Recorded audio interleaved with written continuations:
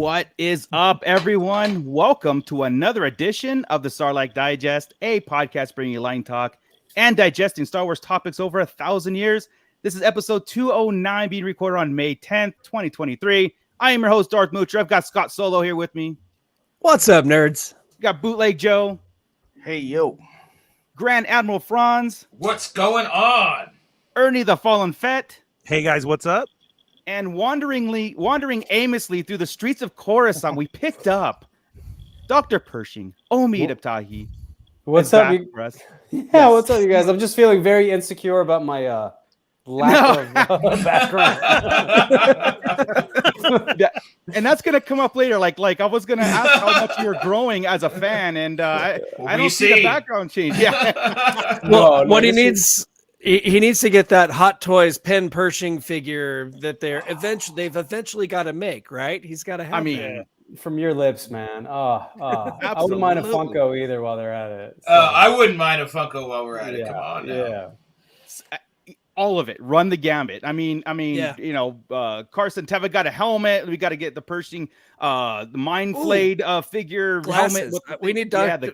Pershing glasses. There we go. Yeah. Come on. Well, Omid, thank you so much, man, for hopping on with us live this time. Last time it was right after season 2 of The Mandalorian. We did a pre-recorded, right? But now you are gracious enough to jump in with us and our pit.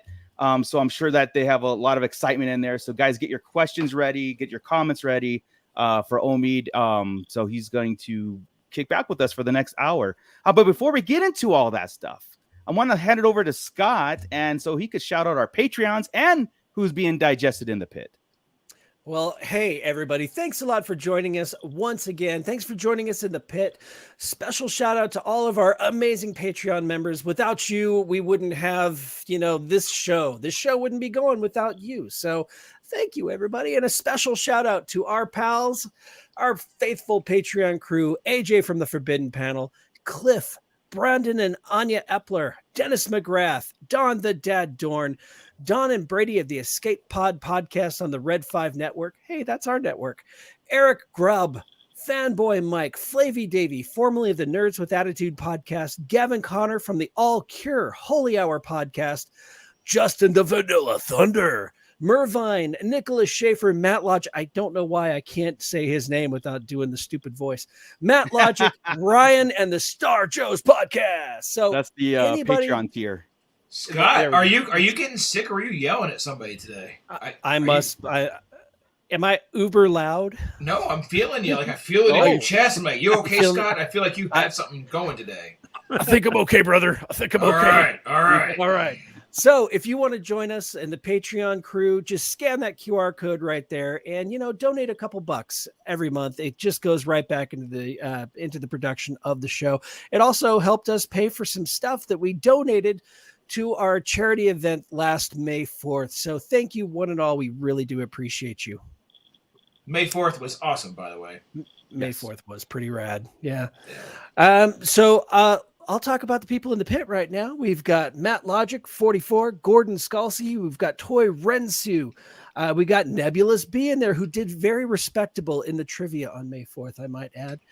Bounty Hunter B&B, who did a little less respectable at the trivia night the other night. No, you missed Gordon. Didn't Gordon win it? Yes. I'm getting there. Man, skipped you ruined it. You spoiled it. No, he was the first shout one. out at the end. So excited. Man. So Toy Rensu. All right, fine. Gordon is in there. He won everything. He took the cake. I was saving that for last. You saved the best for last. I was going to give him just a brief, real quick shout out, but then give him the big one. But you blew it, Chris. You blew it. Didn't see the reason for the foreplay. You should just go right at it. Just, right. Sorry, you go for it. Go take your time. But I will give Bounty Hunter B&B props for dressing up as Pelimoto. Oh she was so good. Incredible. So good. Brows and all.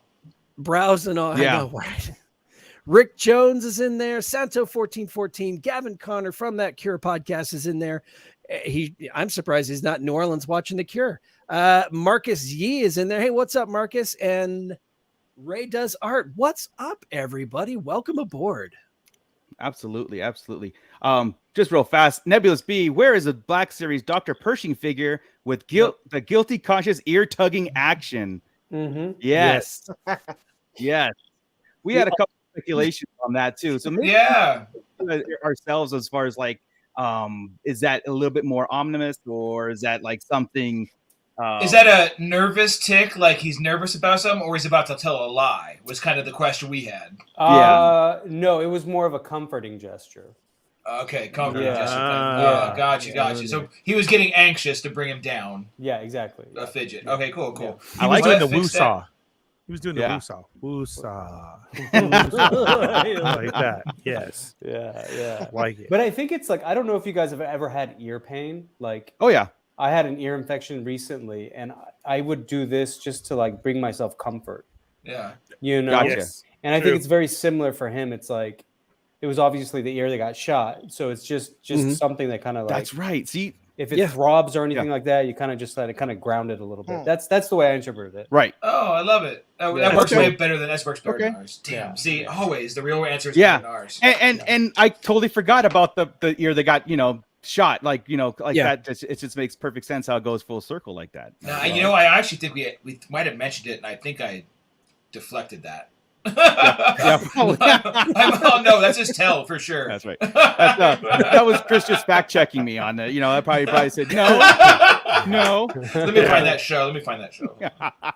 But the thing that was driving me and probably all of us most crazy is that every time somebody started talking to you about Dr. Pershing's work in that episode, he kept getting interrupted. And we're like, we wanted to finish. Let him finish the sentence. Let's go deep. I wanted him to finish it too. I mean, I'm just as curious as you guys. Yeah. Well, it sucks that you don't even know what you were going to say. I have no idea. That's horrible. As the character, Dr. Pershing has become. I mean, I've seen it. We've started talking about it and everything, and I'm sure that you've seen it out there now. That character, you basically are becoming like the main catalyst for the First Order, right? The Emperor's rise and everything. Like it's becoming more of an important person than just a doctor that like a cloner. You know what I mean? In the theory crafting world, it's like we all think that his story is not over. It very well could be the way they left it off. I mean, they really could just kind of bookend it, but there's so much more meaning behind what we were given in Mandalorian season 3 on Dr. Pershing's character that has that catalyst for the Emperor's return. Like, I mean, the DNA splicing, all these things, like you're ground zero for that now. Yeah. I mean, I think, whether he comes back or not, he will, I mean, obviously because of his work will always be like part of the connecting tissue between, between the sequels and everything else. Yeah. So his work, whether it's sorry. Oh, my computer just went black. Sorry. We can still see and hear you. We can still hear you and see you. Great. Yeah. My screensaver went on. Yeah. I just think regardless of what happens, what he's already done has 100% set the foundation to move forward. Like I said, if we ever revisit the character again, it's already been like, because of Dr. Pershing's actions and his work and stuff, that it propelled that 33 years or that 30 years gap to the sequels, which we've all been trying to tie in. It's huge. Because probably in the next how old was Rey? 19. So you figure 19, got to go back 30. That leaves us at 11. We're 4 years from Rey, so I mean that the Emperor's clone needs to be coming up pretty soon. So shoot, all that work's being done. I can't wait to see all that. I know you obviously don't know about it, but you guys know more than I do. Yeah.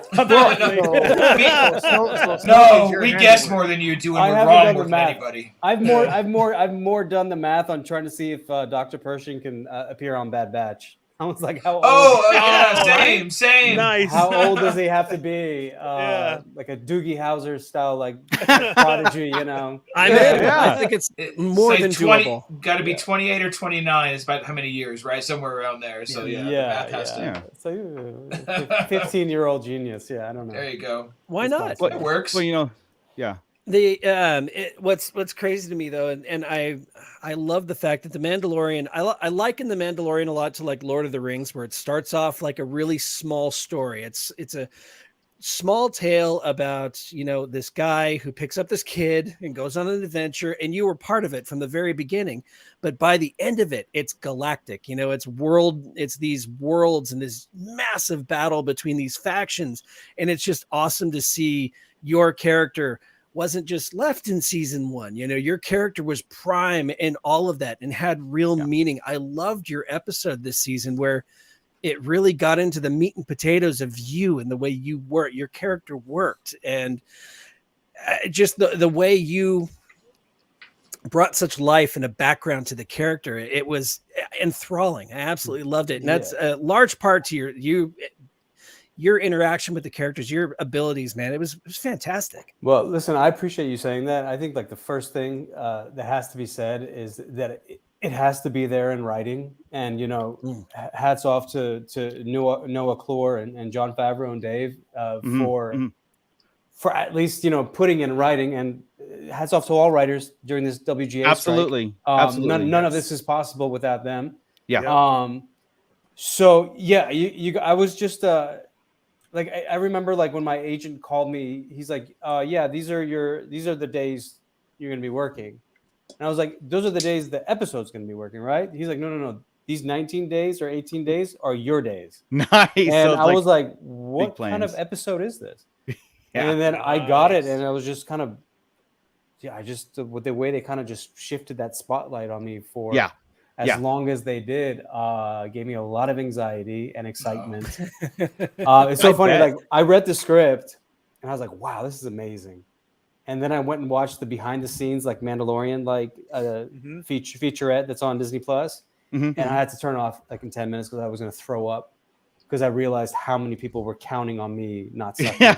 Oh man! But just thank you for the kind words. I'm very proud of how it turned out. I'm very proud of the work everybody from cast to crew did on it, and 100%. Couldn't be happier. Speaking of that, with that, you had a lot of screen time with Katie O'Brien, right? That's her name? That's the most screen time you've shared with anybody. Did that make you guys closer than most folks, or? Absolutely. Yeah. We're like this right now. Yeah. Nice. And I'm hoping to, if the universe allows, to pay her back on screen.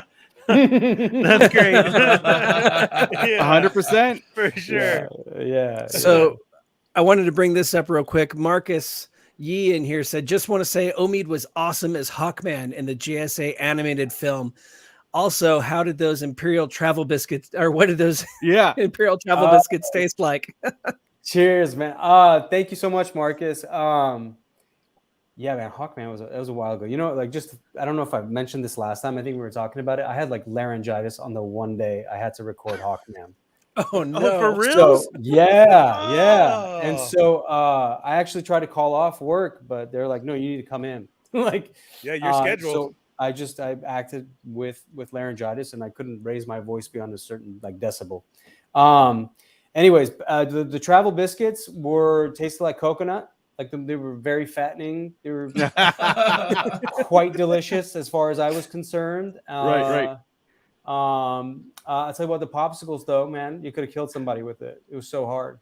Really? I would take a popsicle into a lightsaber battle. I would take it any day. Right. It would destroy the Darksaber. That's for sure. Those popsicles. Oh my god! We said that needs to be at Disneyland like now. Those popsicles, the light up popsicles. They need maybe listen, not the props. That one in particular, because it can't melt. Right. Right. So it was edible, but it was also like a deadly weapon as well. So. Right. Yeah.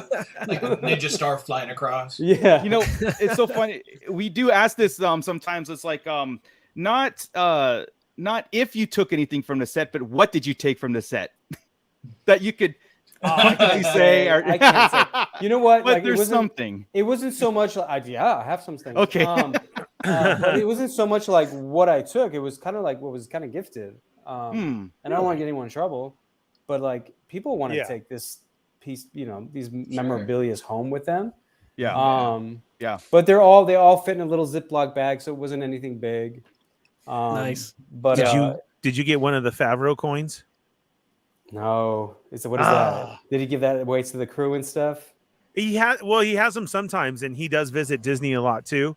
Some of us here are Disney heads too that go a lot, and I'm always on the search when he's there because I'm like, I want a coin because he always has them on hand, and he does have different ones for the seasons. Yeah. And if you meet him, get a picture, sometimes you can be lucky enough to get a coin. Yeah. And then some crew have them, but yeah, I'm always on the hunt for it. Maybe even I have not got one yet. I've never heard of it till now. But I bet you he does have that popsicle inside the baggie. I bet you. It still exists. Well, Nice. it might have a biscuit though. Yeah, I brought it up because we had Dominic Pace on a long time on. He played one of the Gecko as one of the bounty hunters in season 1, and I asked him that question. He says, "Well, I didn't take anything from the set, but it was kind of interesting that on the set it was all sand, and his boots would fill up with sand on the daily as he was doing it. So he would take the sand and put in a little pouch or whatever and take it home. So he's got like sand from Navarro. You know what I mean? Oh, really? That's I so thought cool. that was You could kind put of like a little cool vial and like wear it as a necklace. So he could say I've been to Navarro. So Yeah. I thought that was interesting because I mean, I wouldn't take anything like important, but those like something little like that, you know, a biscuit or crumbs from the biscuit or something like that. I would definitely crumbs out of your beard. I got I have a couple cool little things. Yeah. I'm That's just afraid to share because I just don't want to get anyone in trouble. Oh no. Yeah. We'll just leave it at that. Like, of course. Yeah. We do have another question. Our big trivia winner, Gordon. He is a regular on here. He's a great guy. He has a question for you. Dr. Pershing obviously has altruistic intentions with his research. Do you have any little backstory tidbits that you created while playing the character? It's a good question. Yes and no. It's really dangerous to like kind of create stuff that you know ends up not happening in writing. I kind of like that's us every episode. I want to be informed primarily by the dialogue. Right. And I have to like I'll be honest with you, I can't say specifically what, but I have read versions of scripts in the past seasons where Dr. Pershing's circumstances were different, and then a rewrite would come out, and those circumstances would change. It seems to be, you know, fluid, ever changing. So, but the one thing, like, it's, you know, the quote you had, you know, I believe, you know, what was the quote again? It was like, I believe the pursuit of knowledge is the most noble thing someone can do. That was something that was my mantra in season 1 and 2. Was similar to this. It was that it was science above all else. Right. And that's what drove Pershing. And that's what, you know, had him have questionable moral intentions and struggles with, you know, the ethics of everything he was doing. I think his pursuit of knowledge kind of clouded what the right and wrong in life. But I do ultimately think that he does want to use it, you know, for good. Absolutely. But if the Empire is the one allowing him to do that research, then so be it. That's kind of the thing. Whoever lets him do it is what it was. It wasn't so much a Republic or an Empire thing. It was who's going to allow the research to happen. And you know, like for like going deep into like Star Wars stuff, you know, we've talked about this, is how like the New Republic is just like, we don't feel like they're in control or doing on the right side of it. It's almost like people are better off with the Empire in a way.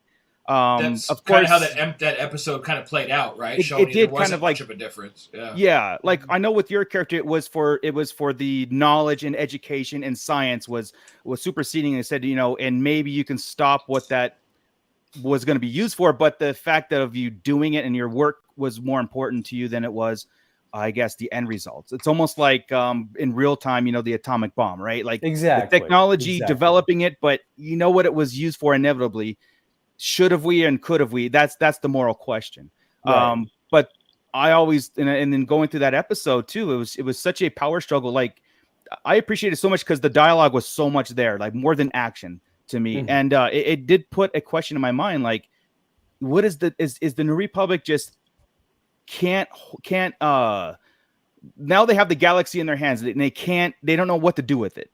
And so they take all these doctors, only important, and put them in that like concentration, almost like concentration camps, you know, like in its little sectors, and like the ex-Imperials have to live here and do these things, rehabilitation. And then, you know, then we get into like the series later. It's like we don't have time for the pirates. We don't have time for this. What's uprising? Moff Gideon.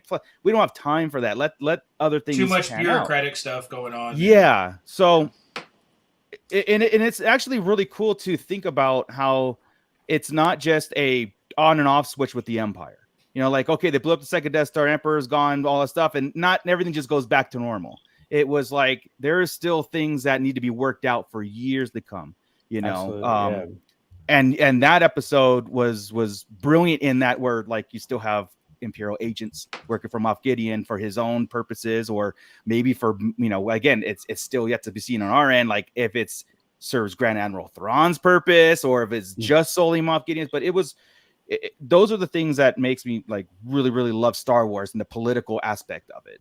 You know, it was definitely, it was, I loved how it was different than, you know, a lot of the episodes. And I know it was divisive for some people, or it just kind of blindsided them, you know? I get that. Sure. But there's room for it, though. That's why I thought it was awesome. Because like it's not just because Mandalorian is not just an 8-episode series and one and done. And that would be like a little bit off, like, okay, what are we doing? You know, what are we doing? But it's an ongoing journey, and especially with like all the other shows what they're building.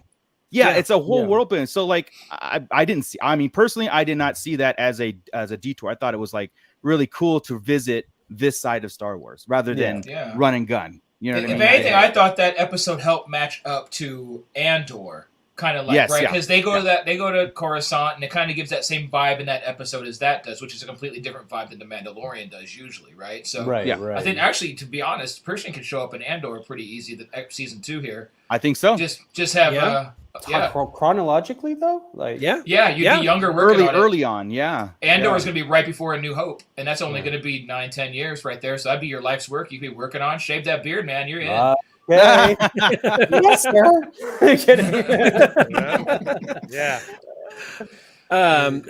piggyback on that last question from Gordon, Nebulous B, one of our other listeners, he asked a similar question, but were you given any tidbits of information in the backstory of Dr. Pershing? I was. Or were you just told, be awesome? I was like, no, I wasn't given anything in addition, but I did, you know, I asked John, I was like, hey, is what I see what I get? Is there, can I just buy what's on the script? And he said, yeah.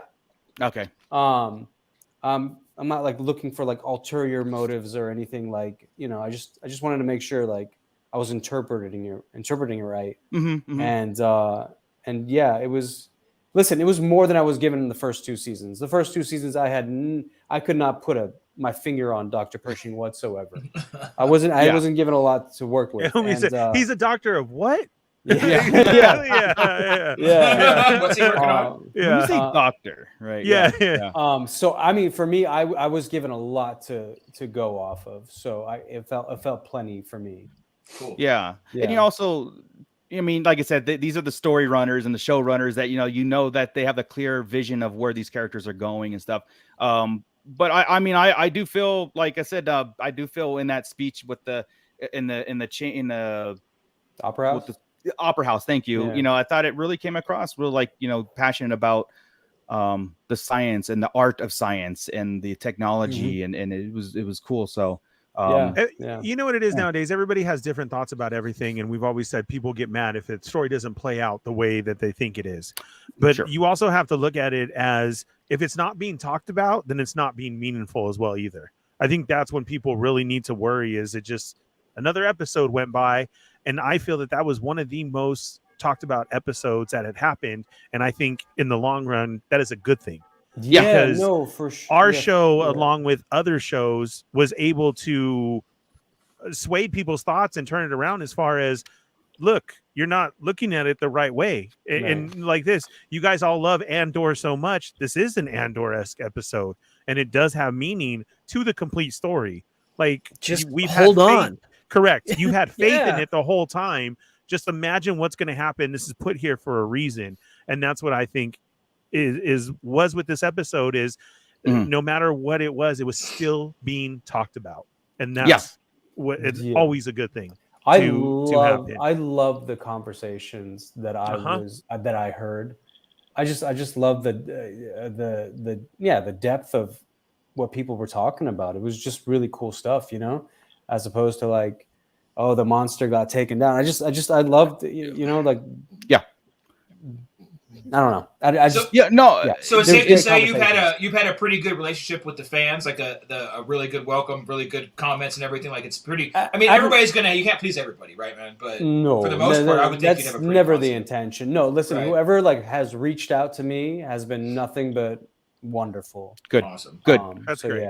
Yeah. Because that's the real fan base, by the way. The ones Yeah, that yeah. will discuss characters in our theory crafting. It couldn't get heated, but at the same time, we end that day of discussing Star Wars, not attacking people that were on it. You know what I mean? Absolutely. And yeah, I yeah. always separate those things. When you get those fan bases that are rabid, they're not fan base. It's not the fan base. I'm sorry. Yeah. They're like We get rabid on the show with each other. Yeah, we'll Yeah. get into a heated debate That's about okay, like yeah. a certain thing, and then Chris fact checks and it's wrong, but then You're then- wrong. I fact check and I'm right. He means. Yeah. Stop But, it.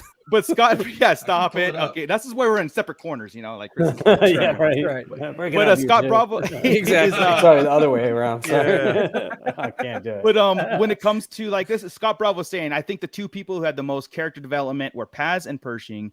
He'd even say more than Bo because we knew where Wow. Bo stood already, but the Hmm. struggle with Pershing was real. Absolutely, this Mhm. that That was neat. and that really felt. And it, like I said, we did To go on a top whole of that real episode quick, on your stuff, even though there was other things going on. The yeah. struggle, yeah. Yeah. to go on Like, top of that, another passionate fan who is there, to Yeah. say this. So just so you know, it's like we're not going to have all the same listeners. Even everybody in the pit and everybody who listens even likes to conversate with us too on all sides of everything. Yeah. So that's what I'm saying is, everybody got it and really made something of that episode, which was cool. And I Right. hope you do get to come back as well too and Gosh, get your me revenge too. on her and do something like Absolutely. that. Yeah. And I Can't know leave it everybody like says that. about character, like, did you think of anything for you? And you don't have that or anything. But in this one, the cool part that I remember hearing you say was about you were doing it for your mom. So I want to know on your end, who, if we had a flashback episode, who would you have wanted to play your mom? Like we see it Oh, flash Like- on the screen. like which actress? Yeah. Yeah. Shore? Do you know her? She was on The Expanse. Shore Altashlu? I don't know. I don't know how to Americanize her name. Scott. Look it up, but I'm looking it up. I love that you had an answer. Yeah, right away. I love it. Yeah. Scott will have it in a second. Yeah, Yeah. Scott will bring it up She's in and post Star. pic. I think she's in Star Trek. She's Well, that's why. No, I'm just Stop kidding. it. Stop it. Scott's but the only one who knows it. she was, I know exactly who you're talking. She She was in. yeah, she's up She was for in an Oscar. 24. Yeah. Yeah. She's great. She has a Oh, very Marcus deep said she's going to be in the voice. Penguin series. Yeah. Oh, nice. Yeah. Yeah. She's gonna be in the Penguin series. Yeah.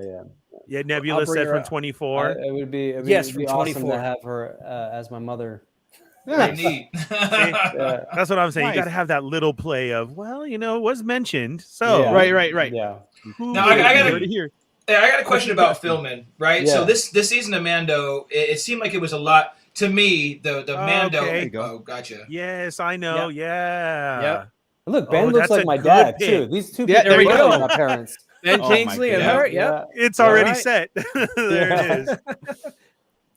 The regular okay. episodes, like without Coruscant, right, seemed like they had a different vibe this time. Almost like it was in the volume less. But you seem to almost have you had to have a lot of CGI on the Coruscant scene, I would imagine. Almost like a You're talking about the traditional blue screen. yeah. Were you using traditional? Or were you in the volume?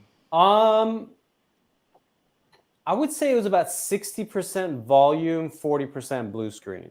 Something just felt more almost prequely, right? Like I Yeah, felt like it was yeah. episode 3 in there. Like When you- Monument Park, it was pretty much entirely volume. Opera House was all blue screen. Okay, that made I sense. mean- 'Cause that felt like It did. the Yeah. old school opera house. Man, Awesome. that was a weird scene to shoot. I mean, like we were in a big studio. They built like this little wooden platform. Then they had this blue screen around me, and they had like That's gotta be odd. three extras. They kept moving around. That was And it. I was like giving this big speech, and no one was listening. Yeah. Yes. I mean, I had said it like 25 times. The crew was just like so over it. Like, Yeah. because usually you can like make eye contact with people and feed off it, but no, it was all in my the three mind. extras. Really? I thought that one was good. So like you didn't have the platformer and like the regular looking. It was like a wooden platform. Like, It was just constructed it was wood and it had some kind of material on it that like for lighting or something. Right. Like that. Oh my god. No one else could step on it because they would. Yeah, they went real old school with that. Yeah. But it came together really well. But like anytime you shoot a hologram, they have to shoot you in like in a 360. So Gotcha. So I mean, they had to keep. I mean, did that monologue so many times, and I only messed up once in like the 30 plus takes. Hey, good job. Yeah, that was one of those monologues. As soon as I read the script, I memorized it like the next day. Oh, that's awesome. Yeah. I never thought about shooting the holograms different, how that would be different than anything else, but I suppose that makes good sense. Yeah, holograms are always against blue screen, and they just either you rotate or the camera rotates around you. Yeah. Okay. Gotcha. Yeah. Oh. I want to ask you though, like when we talked about we had you on before, and it was like right after Mandalorian season 2, and we were talking about how deep your Star Wars fan, like how much you're involved. And I mean, like I said, obviously you're not on podcasts and just deep diving. Yeah. But I want to know, is your wanting to deep dive and consuming Star Wars more these days, or is it basically like, hey, I enjoy it, I'm on it, it's cool? Yeah, you mentioned Bad Batch already, so I mean, you're obviously catching up on some stuff. No, it's not the same as it was before. I don't want to attribute just being on the show to like my growing knowledge of it. Sure. It's primarily because my 7-year-old son demands that I know. Yes. You know, that's great. He wants, like if I give him a bedtime story and there's porgs in it, he needs to know what planet they're from. So I have to learn that I don't even know how to pronounce it, but it's like Ashtu or Achtu, something like that. Yeah. But like the fact that I know that, I need to know that for him. That's awesome. I love it. I mean, like I was on set in season 3. I was like, guys, ask me a question. Ask me trivia. Let's do this. Everybody's a fan on that. Every crew member is a fan of the show. Yeah. I did not get one trivia question wrong. Nice. But this was like 2 years ago. You guys can. I mean, you can give me a trivia 1-on-1 to see how I do. No. I was really. I just I fully got invested in the world, and I love it, and it continues to grow. You know, and it does help that you are like I said, a key figure now, and you can be like, well, Dr. Pershing used to say, and like you have that with your son, right? Like, especially when the action figure does come out. I mean, come on, that's got to be like the ultimate gift to give your son, and I think that's huge, like most important, because we always talk about that here. It's like generational things about Star Wars. Does it stop with us? How is it being perceived by like young kids? Like if we were kids at this age, would we be this fanatical about Star Wars? It's always a great thing to I love seeing it. I love seeing it passed down from generation to generation. I see, like, I do some of these conventions sometimes, and I get to meet people who are OGs in there. Like I was there in the theater in the 70s, and then 6-year-olds who are like, I love, like, who's just starting to, and then you could just see it get passed down from generation to generation. How cool is that? Yeah, absolutely. Joey, do you have a question? Yeah. Did you ever get a chance to sit there and pick Dave's brain and like to like really, I mean, if go to Dave, say, give me a trivia question. That would be what I would like to do is sit there and just have a conversation about Star Wars with Dave Filoni. I did have a couple. I'll be honest, like he was very involved with Ahsoka, he was in development for that and writing the scripts and stuff. But he was always watching. But the few times that I had a like in-depth conversation, it was more about like life and like his background and his his relationship with his father and stuff like that. And I get along with him great, but it was never about like, I want to pick your brain about Star Wars. It was just like, I just want to get to know you as a person. Chatting like regular people, right? Yeah, you're being human. We don't know how to do that sometimes. Every time we interview somebody, we just at the end of it, I'm like, you know what? I always forget that these actors are just cool people with rad jobs. Yeah. They're regular people, awesome people, but they got badass jobs that we wish we had, and that's all it is, you know. And they don't just talk Star Wars like these nerds. I mean, there's definitely moments of it, but we just want to just get to know each other as normal human beings. Yeah, that was one of my best memories of the last celebration that I went to, where I ran into you and we got to have those conversations just on the side of the road, you know, away from the tables, just chatting and getting to know each other and stuff. That was great, you know. Yeah. And Chris is right. You know, we're so used to seeing these larger than life characters on screen in these fantastical situations. Oh God, you're just a regular guy with a cool kid and an awesome wife, and you know, it's good to get. It's really interesting, and it's a weird perspective to look at, to see the different aspects of it. Yeah, sure, I love it. Sure, it's always a thing. If I see somebody like a celebration, it's hard to go up and talk. It's like I only know you on the screen, and how do I, you know? It's like I would love to connect as a human level, but at the same time, what do you think about Dark? You know what I mean? It's like, you know, at the same time, you know. I mean, like, no, I love those kind of conversations. I love sure. Some people, but there's a time and place, right? There's like, like not at a convention. Well, maybe. What were you saying? Maybe isn't it? I mean, like, listen, if I'm having like dinner with like my family and stuff, then it's like, you know, maybe that's not the best time. But like, sure. If you run into me on the street, you're like, hey, dude, I loved your work. That's where Moocher jumps in. Right. Yeah. Or the convention, I would think would be the perfect place, really, right? I mean, you guys would expect that. Absolutely. Yeah. I love intelligent conversation. I love when, you know, the work we do like affects people deeply. So and you came on here anyway. Huh? You got to know for intelligent conversation came on with us. Well, you know, you got to know by now, like I said, you know, there's the fandom that really, like, we take this stuff, you know, of course it's our entertainment. I know it's a movie. Okay. I got Mom. I know it's a movie. It's cool. But at the same time, everything that we see in Star Wars is gospel to us. I mean, like we when we get together, that is our connection, you know, through this podcast, through Pitt and everybody else, is like we have that Star Wars connection, you know. And of course, like if I meet Chris and I ask about his kids, you know, his family and stuff, and then it's immediate right into Star Wars, you know. And then it's 14 hours later before we get back to how our kids did in sports and whatnot, secondary. Okay. Sure. But I brought it up, the like your growth on fandomness, because I saw Rick Jones comment here asking if you did watch Book of Boba Fett and Andor, and how much are you like kind of comparing, like, you know, the roles that you've been involved in and Disney Plus as a whole, or just Star Wars as a whole? Are you consuming all of it, the whole storyline that's going on, you know? Because I know that I'm consuming most of it. There's a lot of more animated stuff than I can have time to watch. Oh gosh, yeah. Like the Visions and the Tales of the Jedi, you know. There's only so much getting caught up on Rebels and Clone Wars, and exactly. But I watched Book of Boba, I watched Obi-Wan, I watched Andor. Freaking loved Andor, man. I did too.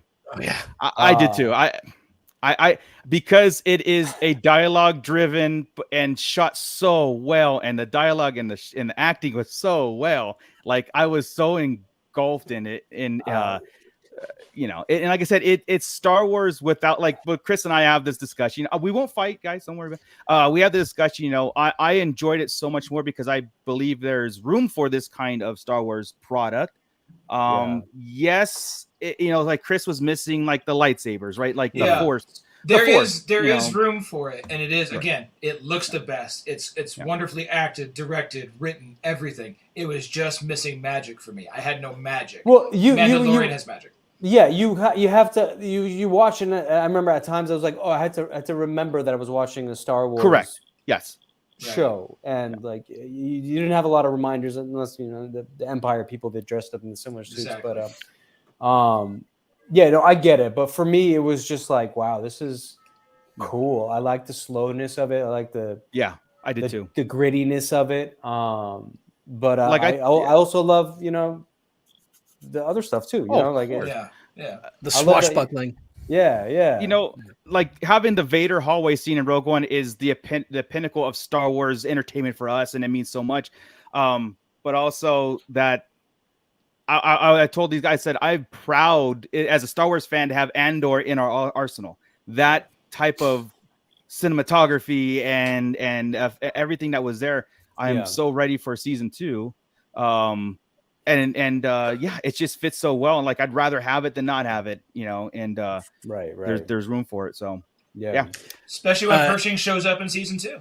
There we Secretly. go. Secret. I mean, the cloners are there. The doctor in the cloning facility, it's all there. It's just where were you in that, 7-8 year or 10 years prior to where you're at now? Yeah. So so our viewer here, Nebulous B, he said the Twitter post about your son playing an extra was wonderful. Oh, and I have to admit, that was pretty gorgeous. You said my son got to work as an extra on set after kissing him goodnight that night and turning off the light.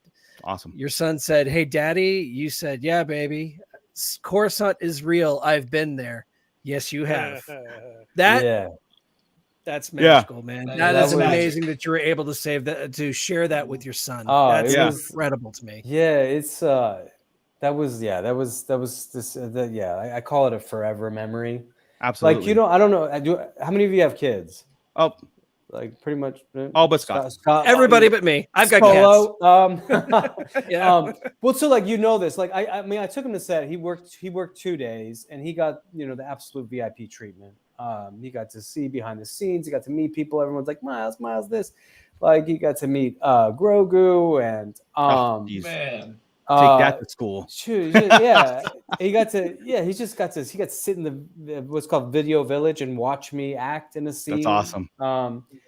And so at the end of the day, later on, I was like, hey, dude, like what was your favorite part? Like, what stood out to you? And he's like, yeah, Dad, the chocolate croissants were amazing. I was like, yes, craft services. I was like, that's what he got out of it. Like, and I was kind of like, oh, okay, well, I guess the kids will be kids. Yeah. And so, it wasn't until like that magic hour when you put your kids to bed. Yeah. A lot of truth comes out, right? They start to tell you stuff. Because when you ask them about your day, as you ask them about their day, they're like, oh, it was good. Oh, I don't remember. It was good. I don't know.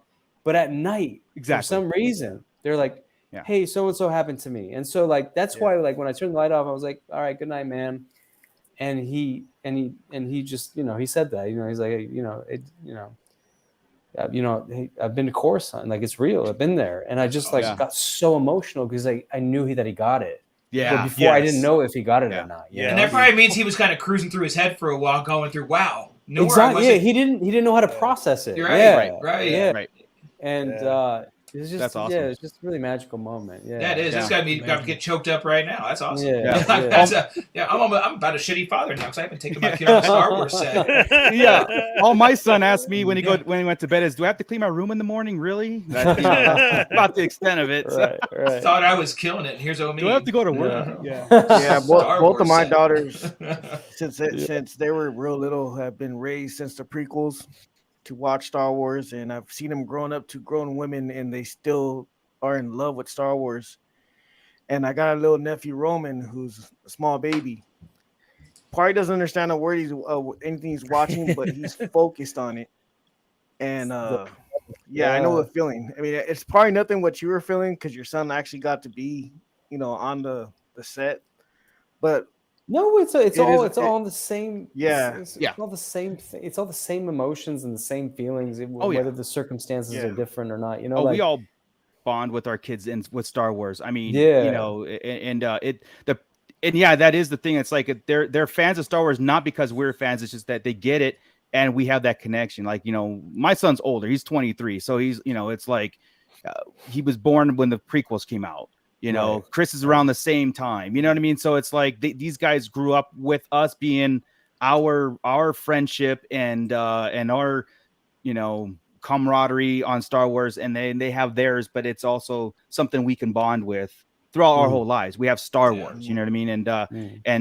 So with that, I'm hoping that your son continues with that journey. You know what I mean? I really do. I don't imagine you can. Huh? I don't imagine he's been to Coruscant, man. He exists in it. It's awesome now. Yeah. He goes to Disneyland like this. Disneyland's still impressive. No way. Yeah. But there's There's nothing like watching your kids fall in love with Star Wars. Yeah, it's the best feeling ever. There's this thing they have, like pretty much everybody who works on set has to go through this photo process where you stand here and then this thing like takes photos around you and then you become part of the archives. Right. I don't know. I think it's for like special effects or something like that. Anyways, he got to sit on like his box was like they like had 10 Apple boxes and he had to. Nice. Anyways, he's part of the archives. You know, nice. That's incredible. That's awesome, and they use that for action figures too. So I bet if they do if they do a Mandalorian encyclopedia, I bet somewhere he'll be in there. Like how they do the picture books and stuff. That would be cool as hell. Yeah, I know his dad's in there, and that's super. Yeah. Let's see here. Julie Ann Fernie asked if you were given a choice to play any character, I'm assuming other than Dr. Pershing. Now that you're like this mega Star Wars fan now, of course. Yeah. In any Star Wars movie or series, who would you have picked? Like if you had your choice. Listen, it's I don't know if it's the character that I'm most drawn to has always been Anakin's story. Mm-hmm. The struggle between the good and evil, and struggling to figure out who you are is what I'm always drawn to as an actor. Like I love to play those kind of roles, and at a very basic level, that's where I found Dr. Pershing, someone who struggled between the good and the evil. So I would never get cast to play Anakin, but I would love to play a role with that kind of depth and that kind of fleshed out arc. That makes sense. Yeah. I don't know if you know, but there's always Darth Revan who has that similar kind of storyline, and I think you'd be great for it. I'm just saying. I don't know who Darth Revan is. Exactly. I'm just planting that seed in you. So when you do hear that come up later, when your agent does that, Marco, sometimes when you say things, I need you to roll it back. All right, so just I told him he could play Darth Revan. Keep your seed out of Omid. Yeah. That's all. Just stop. Oh, I thought that was good. It's a very good parallel. Like he can't play. I'm gonna have to go look him up right now. Yeah. That's I know Darth Malgus, but Oh, we're closing in. Oh, there you go, Chris. Okay. So you've done Star Wars Celebration. You've done a number of other conventions going. How do you find the convention experience as a whole? I mean, is it overwhelming? How do you feel about conventions? It's awesome. Yeah. Like it is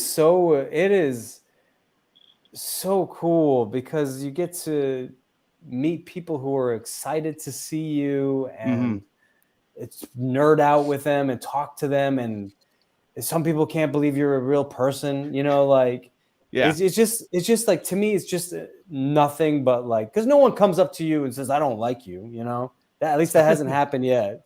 So to me, it's just being around a bunch of people who are just embracing this positivity and embracing, their passions and life. And I'm all about it. I got to tell you, I'm just exhausted at the end of the day. Everyone's hey, let's go out, let's have a drink, and I just go and like lie on the hotel like floor because you spend, at least I do. There's people who just like sign and like move on, but I get out there in front of my table and I want to talk to people. I want to shake their hands. I want to give them hugs if it's appropriate, and I want to engage in people. And I'm curious about people too. So it's not like me just answering questions. I'm actually curious about people. That's just who I am. So I love it. I have a great time going there and traveling, and awesome. Are you? I always said, like, if you ever really wanted to get that Star Wars fandom experience, a Celebration is key. But the next one's in Japan, so they're not going to invite me. No, what if they did? I mean, that's there would have to be a Dr. Pershing like spinoff in order to get that invite. Yeah, you never, like I said, you never know. Maybe you're wandering the streets of Coruscant right now, and it's got about his journey on. Now we got this. I don't know. I don't think he's wandering. I think he's put in a place, and we may be pleasantly surprised to see where he's at. Yeah, for sure. I don't know. I'm not so, that I like, know anything. I'm just saying. I don't know anything either. I'm just like I'm just same as you guys. I'm like, where can they take this? Like they could. It's a really like they could, if they wanted to, have a very unique like Frankenstein type moment. Sure. Where, if you have your brain scrambled, what's on the other side of that brain scramble? Because Because I know, like you said, Anakin is a character, but yes, after this getting fried and everything, you could turn into a whole different character, and that whole be dark about the study that you're about to do. You know, that would be cool. Anything is possible, and that's what I love about it. Sure. Yeah. And then so. Well, yeah. At this point, they. Okay, I'm gonna theory craft a little bit. They showed Luke bring Grogu's memories back. So getting your brain scrambled, if this is electroshock therapy, even turned up to 10, maybe it's just your memories kind of wiped. Palpatine or some Force user could probably potentially bring his memory back slowly but surely. Maybe not be the same exact stuff, but pretty much there. Mm-hmm. So it's totally possible. I won't close the door. I think he's dead, but but that's the way to come back. I don't. Okay. Yeah, I don't think he's dead, but no body, no death. He may not be of use to anything anymore, but I don't think he's he might be brain dead. But yeah. But thank God we're in science fiction and not in a real life drama. Right. Exactly. Sure. There's always way back. Absolutely. Yeah. You also got to say the famous line, "It's a trap," to a calamari, which. It's got to be a highlight. Stop laughing. Can I be honest with you? I didn't get the reference at first. You didn't know? Awesome. No. Yeah. I was like, hey, can I talk to you about this line? I mean, why is everybody laughing? Like, I was like, he's having like, it kind of sounds like it's just like he's like, I'm like, why is he saying it's a trap? Like, is there another way we could word it? He's like, well, it's a playoff like Admiral Akbar. I was like, yeah, totally missed it. Right. Yeah. And you said it to the race that everybody's expecting. Yeah. Oh, I got it. That's funny. That's great. That's hilarious. Yeah, this is weird. Hey, with you doing all these conventions now and everything, and having a fandom of Star Wars with that, there's a lot of people who are so passionate and love it so much. Some people make unique gifts for their favorite character. Have you got anything unique yet? Given to you or made for you, or somebody showed up with a Dr. Pershing shirt or something? Yeah. I mean, like I'll show you like this. I don't know if you guys can see this, but like, just this last one I went to in Huntsville. Like, can you guys see this? This girl came. Mm-hmm. And she had me like as her wallpaper on her phone. Oh, nice! There you go. Like, that was a first for me, and it's like that character resonated with someone on such a level. Like I wasn't because I wasn't just that just meant a lot to me.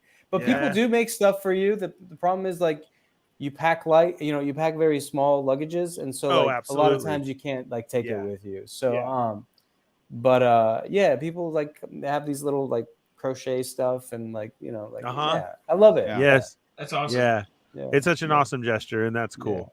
I'm sure. Has anybody come you up to you feel a certain type of way? Has anybody come up dressed as you? No, but people have tagged me when they're dressed as me, like online and stuff. Nice. Cosplaying, Dr. Pershing and stuff. So that's really cool. Yeah, that's cool. Yeah, because I know it's not like one of those characters like the armorer who's just so badass. Like it's like you got. Well, that's the difference. We don't always like the. I'm talking about the Flash and the Jedi and stuff earlier, right? But my favorite characters really are the imps. I love Imperial officers. I think they're the best, and they don't have anything like that, right? There's no armorer type thing. They're just standing around telling people what to do. Kind of same with Pershing, just a cool character. And it was really this episode in this season, honestly, that just brought everybody like to connect with Pershing. Yeah. Exactly. Besides that, we didn't know what was up, but this episode really changed a lot of opinion on it. So it was awesome. Yeah. Julianne Fernie says her 80-year-old mother just walked by the TV screen, looked hard, and said, "Hey, look, it's Dr. Pershing." Oh, you mean like right now? Yeah. That's awesome. And then Bounty Hunter B&B, who she is an amazing cosplayer. She can make just about anything. Yes. Now she said she's going to have to make a Pershing cosplay. I'm curious. She can pull it off. I'm curious which costume she's going to pick. There's 3 now, right? Yes. New Republic. 3 possible action Blade figures. Runner. Yeah. I'm going Blade Runner. I like the Blade Runner. That'd be awesome. Yeah. Totally. Popped collar. Yeah. That's when it really felt like Andor right there. When the collar popped, I was like, "Oh yeah, he belongs in Andor right there." Sure. It's so funny. Yeah, people were like, "Dude, Omid, you look so cool." I'm like, I'm still that nerd inside. I don't feel cool. Yeah, I get it. But at the end of the day, everybody, all the adults around here are dressed up too, and acting, like fictitious characters, and it's one big, like I said, one big family and everything. So guys, we are winding down because we want to give Omid, his time for his family and everything. But that Pele. Yeah. See, that's how awesome Bounty Hunter B&B does. So if she says she's going to do you next, feel honored because she knocks it out of the park. I already feel honored. That's incredible. Yeah. She'll do it justice for real. Oh yeah. Awesome. But we're winding down, guys. So get your any last minute questions and comments. I do want to thank you again, Omid, for taking your time and kicking back with us. It's having an open conversation, and it's always fun. This is great, man. And I love doing it live when I don't have any secrets to spill by accident. Sure. Yes. Because we only have like a 10-second delay, so I don't know if I'm that fast. He's not. Yeah. Not in this. No. Ernie, you had to say something, Ernie? Yeah, I wanted to know because I'm a big Disney nerd. Have you had a chance to go to Galaxy's Edge, Batuu at Disneyland? Yeah, I couldn't get Orlando. I couldn't. No, I went to Disneyland, but I couldn't get into the cantina, man. Oh, what? It's tough. Yeah. Are you serious? Yeah, I mean. Oh my God. Okay, next time direct message me and I'll make sure you get in there. Good. Why do you have that pool?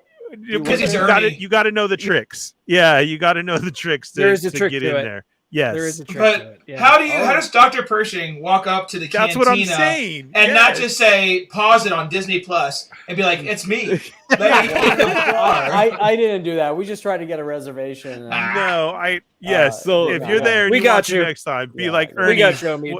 What do you need? Yeah, for sure, man. That's great. But did you like the whole experience? Like, did you get to ride Rise or do the Smuggler's Run, the Falcon? I only had time to do Rise, and it was just amazing. Right? I was like, I need to go back. I need to take my son. This has always been my question. So you're on set. You have been in there. How did the ride feel to you? I mean, was it like more complete? Yeah. Wow. Yeah. I mean, right. Yeah. Because so much of, granted, though, the creature work on the show in Mandalorian is phenomenal. Yes. Getting to see that up close, and even getting to go to Star Wars Celebration where they had the Mando Museum, getting to see like Cad Bane's like mask, like all the layers of it, like that stuff is cool. Or like when you have a scene with a droid, and there's a guy behind him moving the arms, and you're like, how is this gonna work? And the magic of Star Wars is like my favorite thing.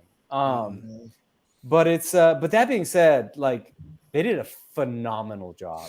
Even just walking around, taking the stores and the shops and all that stuff is it was awesome. I love it. Yeah. What still gets me is like a TIE fighter overhead will zoom past you and you still duck. You know what I mean? Like you still get that like immersion. You hear the sound and stuff?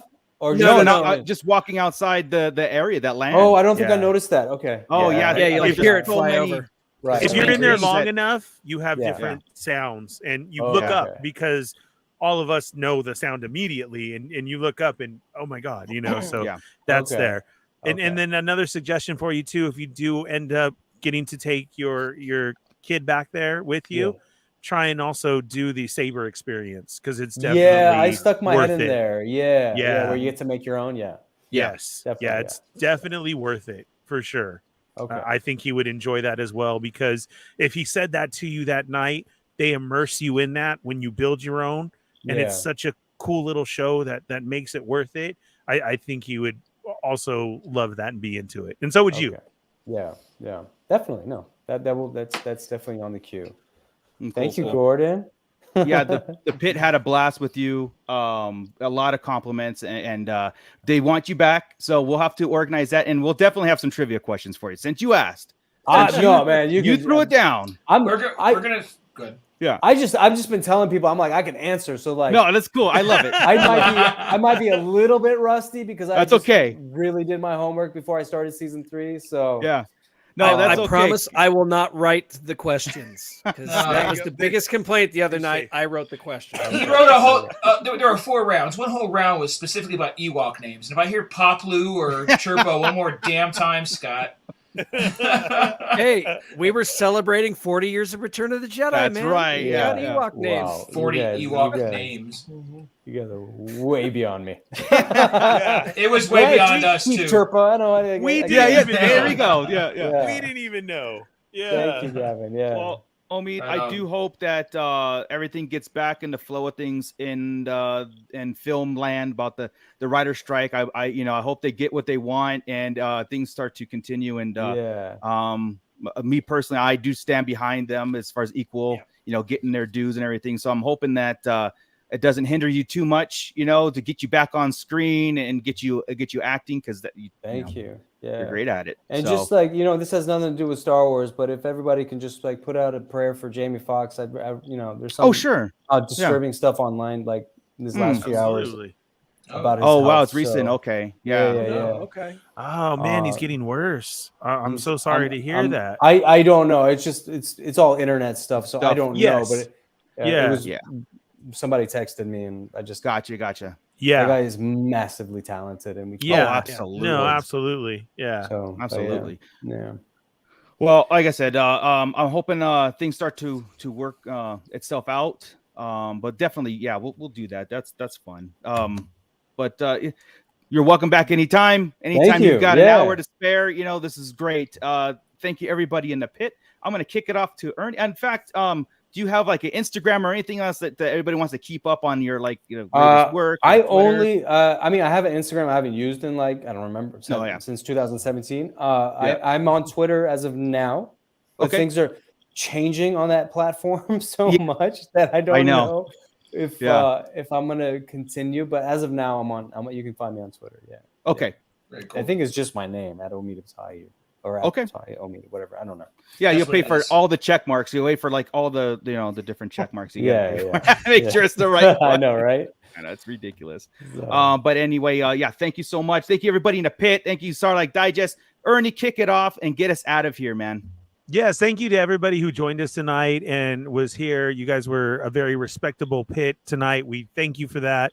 Everybody's such a huge fan, and I was glad that I made it this time. Thanks again for taking the time out to be here with us. For those of you who are new, please hit that subscribe button and hit the bell for notifications, and hit all so you don't miss when we're on, which is every Wednesday night. But we got a ton of content on there, guys. We have tons of reviews, other past shows, spin-off shows. Check us out. We have a love for Star Wars, collecting, and so much other things. Speaking of, you can find us on all social media, from Instagram, TikTok, Twitter as well, and Facebook with our 24/7 Star Wars talk on the Sarlacc Digest Central.